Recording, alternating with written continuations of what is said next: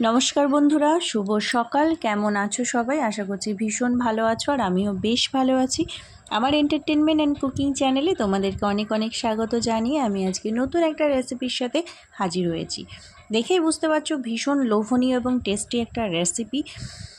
আর যারা আমার চ্যানেলে নতুন আছো তারা প্লিজ সাবস্ক্রাইব করে নিও। যারা পুরনো বন্ধু আছো তারা পুরো ভিডিও অবশ্যই দেখবে, ভালো লাগলে লাইক করবে, কমেন্ট করবে, বেশি বেশি করে শেয়ার করবে।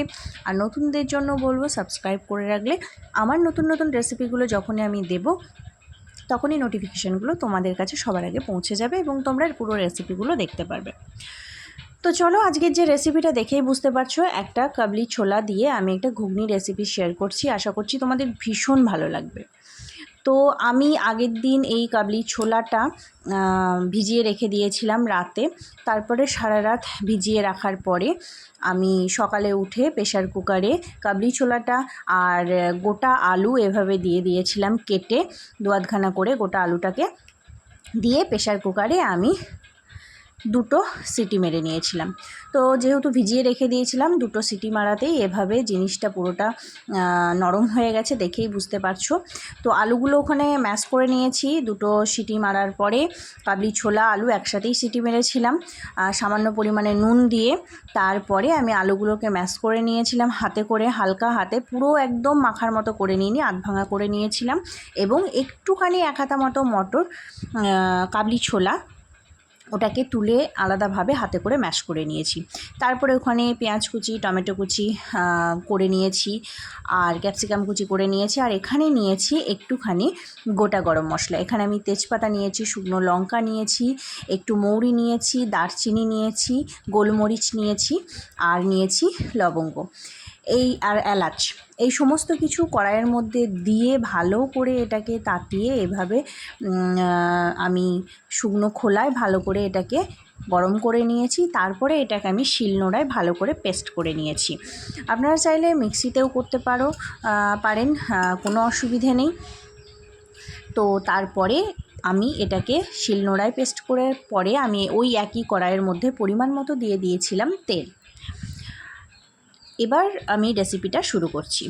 তো ওটা ছিল আমার আগের প্রিপারেশন, যেটা আমি প্রথমে করে নিয়েছিলাম, সব কিছু কেটে কুটে মশলাটা তৈরি করে নিয়েছিলাম। তারপরে একই কড়াইয়ের মধ্যে তেল দিয়ে দিয়েছি। তেল দেওয়ার পরে আমি এখানে দিয়েছি পরিমাণ মতো ঝাল, যেখানে আমি দুটো কাঁচা লঙ্কা ব্যবহার করেছি। ঝালটা অবশ্যই তোমাদের স্বাদ মতো দেবে। তারপরে আমি এখানে পাঁচফোড়ন দিয়েছি, দুটো তেজপাতা দিয়েছি, আর দিয়েছি পেঁয়াজ কুচি। তারপরে পেঁয়াজ কুচিটাকে খুব ভালো করে নেড়ে একটু গোল্ডেন ব্রাউন করে ভেজে নেব। ভেজে নেওয়ার পরে আমি একে একে মশলাগুলো অ্যাড করব। তো ওখানে আমি যেহেতু একটা শুকনো লঙ্কা দিয়েছি, শুকনো লঙ্কাগুলো প্রচণ্ড ঝাল ছিল, তাই একটু শুকনো লঙ্কা দিয়ে দিয়েছিলাম। আর তেজপাতা ছিল, ওটা ছিল আমার ভাজা মশলার প্রিপারেশন। তারপরেও এখানে আমি দুটো তেজপাতা এবং দুটো কাঁচা লঙ্কা ব্যবহার করেছি। আর এখানে সামান্য পরিমাণে দিয়ে দিলাম মেথি।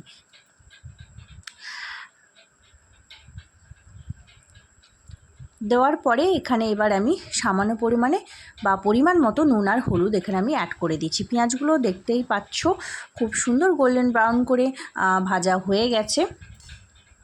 এবার আমি এখানে অ্যাড করে দেব টমেটো কুচি আর ক্যাপসিকাম কুচি।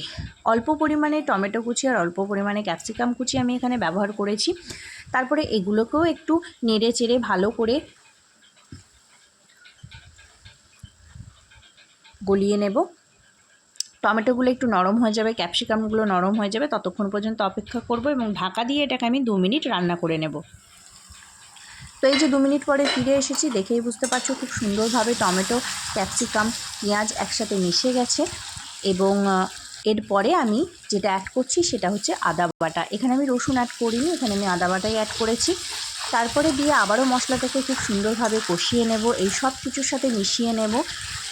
মশলাটা যত সুন্দর হবে ঘুগনিটাও ততটাই সুন্দর হবে, একদম দোকানের থেকেও বেশি টেস্টি লাগবে। যেটা আমরা দোকানে ঘুগনি খেতে বেশি পছন্দ করি, তো তার থেকেও বেশি টেস্টি লাগবে। এখানে আমি দিয়ে দিলাম জিরে আর ধনে গুঁড়ো, যেটা আমার ঘরের তৈরি, একসাথেই পেস্ট করে রেখেছি। জিরে ধনে গুঁড়ো কীভাবে তোমরা ঘরে তৈরি করবে সেটা রেসিপি যদি জানতে চাও অলরেডি আমার চ্যানেলে দেওয়া আছে, এবং আবারও যদি জানতে চাও তাহলে আমাকে কমেন্টে জানিও, আমি আবারও তোমাদের জানিয়ে দেবো। এরপরে আমি এখানে অ্যাড করছি সামান্য পরিমাণে কাশ্মীরি লঙ্কা গুঁড়ো, যেটা কালারের জন্য। কাশ্মীরি লঙ্কা গুঁড়োটা দিলে কালারটা বেশি সুন্দর আসে, তার জন্য অ্যাড করছি। তো সব মশলা আমার এখানে মোটামুটি দেওয়া কমপ্লিট। এরপরে আমি সমস্ত মশলাগুলোকে একসাথে খুব ভালো করে কষিয়ে নেব, যতক্ষণে তেল ছাড়ছে 2 মিনিট মতো ভালো করে কষিয়ে নেব। এবার আমি এখানে ভাজা মশলাটা অ্যাড করে দিলাম। ঘুগনির মধ্যে ভাজা মশলাটা অ্যাড করে দেওয়ার পরে আমি আবারও এটাকে 2 মিনিট একটু ভালো করে নেড়ে নেব। সমস্ত মশলা দেওয়ার পরেও শেষে আমি ভাজা মশলাটা অ্যাড করলাম। অ্যাড করার পরে এটা আমি ভালো করে নেড়ে চেড়ে কষিয়ে নিচ্ছি। মশলাটা আমার তেল ছেড়ে দিয়েছে। তেল ছাড়ার পরে আমি এখানে যে হাতে করে হালকা হাতে ম্যাশ করে নিয়েছিলাম আলুগুলো, সেই আলুগুলো এবার আমি মশলাটার সাথে খুব সুন্দর করে মাখিয়ে নেব। তো আস্তে আস্তে করে মশলাটার সাথে আলুগুলোকে আমি খুব সুন্দর করে মিশিয়ে নিচ্ছি। এটা একটু সময় ধরে করতে হবে। তো এই যে খুব সুন্দর করে 2 মিনিট ধরে আমি মশলাগুলোকে মিশিয়ে নিলাম আলুর সাথে। আধ ভাঙা করে আলুটা দিয়েছি। এরপরে যে আমি আলাদা করে মটর একটু তুলে, কাবলি ছোলা একটু তুলে ওটাকে হাতে করে হালকা হাতে ম্যাশ করে রেখেছিলাম, সেটাও আমি এখন করে রাখলাম। আপনারা চাইলে বা তোমরা চাইলে এই যে মটরগুলোকে আলাদাভাবে না দিয়ে কড়াইয়ের মধ্যে দেওয়ার পরে হাতায় করে একটু চেপে ম্যাশ করে দিতে পারো, কিন্তু আমি এটা আলাদাভাবে করে নিয়েছি। তারপরে আমি সিদ্ধ করে রাখা কাবলি ছোলাগুলো এর মধ্যে অ্যাড করে দিলাম। এরপরে আমি খুব সুন্দর করে আলু মশলার সাথে কাবলি ছোলাটাকে ভালো করে মিশিয়ে নেব। গ্যাসের ফ্লেমটা এই সময় মিডিয়াম করে রেখেছি।